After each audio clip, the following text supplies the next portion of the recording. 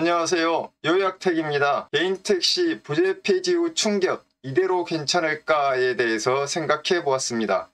30년 경력 개인택시 중개사업자 사장님과의 인터뷰를 포함했습니다. 광주에서 개인택시 중개사업을 하시는 전상원 사장님께 우리가 처한 현실과 앞으로의 전망에 대해서 의견을 들어보았습니다. 안녕하십니까. 자기소개 좀 부탁드립니다.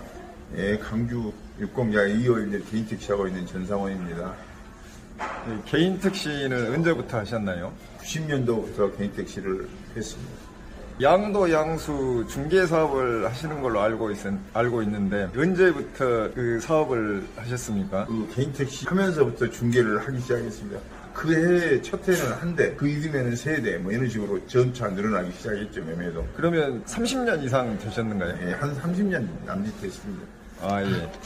제가 물어보고 싶은 거는 광주 지역에 부재가 폐지됐는데 어떤 현상이 일어났는지 알고 싶습니다. 일단 그 지나치게 병목 현상이 요소수에 가서 보면 많이 일어나고 수입이 많이 줄었습니다. 거의 내가 보기에는 한 반토막 정도 났다, 이렇게 얘기할 수가 있고, 하나 더 얘기하면 앞으로 건강에 다소 앞으로 문제가 되지 않겠느냐는 생각을 하고 있고요.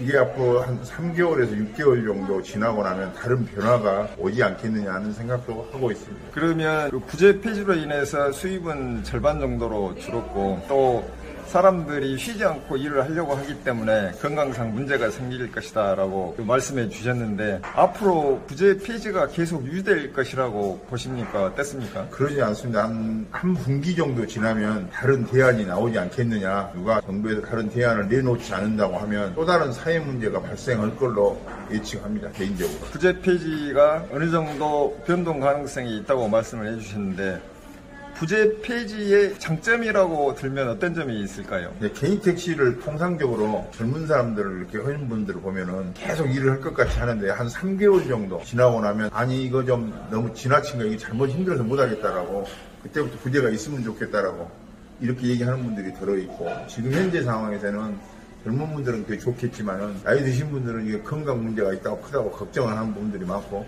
엉망진창이 됐다라고 말이 많습니다. 이게 조만간에 정부에서 뭐 특단의 대책이 나와야 되지 않겠느냐라고 생각합니다. 역시 부재 폐지의 가장 문제점은 쉬지 않고 일을 하려고 하기 때문에 건강상 문제가 되는 것이라고 생각이 됩니다. 지금 현재 전반적으로 사회에서 어떤 그 업의 종사자들은 주 5일 근무제 내지는 그 44시간 근무제 이렇게 하고 있는데 우리는 쉬지도 말고 일을 해라. 이건 잘못된 처사이고 언사인 것 같습니다. 아마 정부에서 또 특히 국토교통부 장관인 원희룡 장관께서는 이 부분에 대해서 적극적인 검토와 우리 건강 여러 가지 사회적인 문제가 되지 않도록 해결책을 내놓지 않으면 안 될 것으로 생각합니다.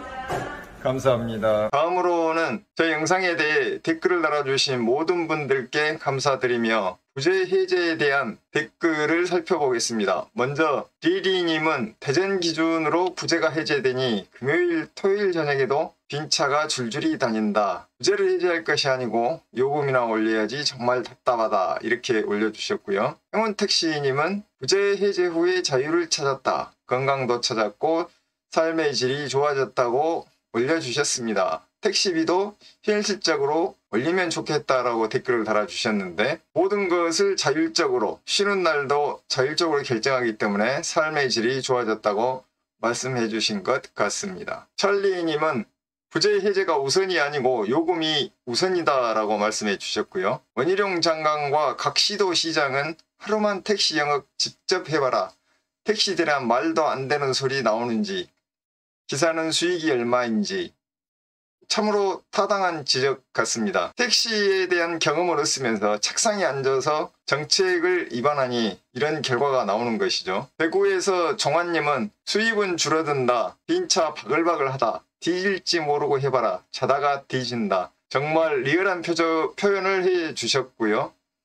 NS님은 부재가 풀리면 택시들이 무한 경쟁이라 수입이 줄어든다. 차량은 한계가 있는데 부재 풀려봐야 넘버값 상승만 조금 있다. 이런 식으로 댓글을 올려주셨습니다. 부재 해제는 개인택시 넘버값의 상승 요인이지만 수입이 줄어드는 것은 하락 요인이어서 아직 넘버값은 그다지 움직임이 없는 것 같습니다. 부재 해제의 효과를 종합적으로 살펴보겠습니다. 그렇지 않아도 경제 대공황이 닥쳐서 콜이 갈수록 줄어드는데 부재가 해제되어서 영업 차량이 증가하고 있습니다. 경쟁력이 강화되고 수입이 계속 감소하고 있습니다.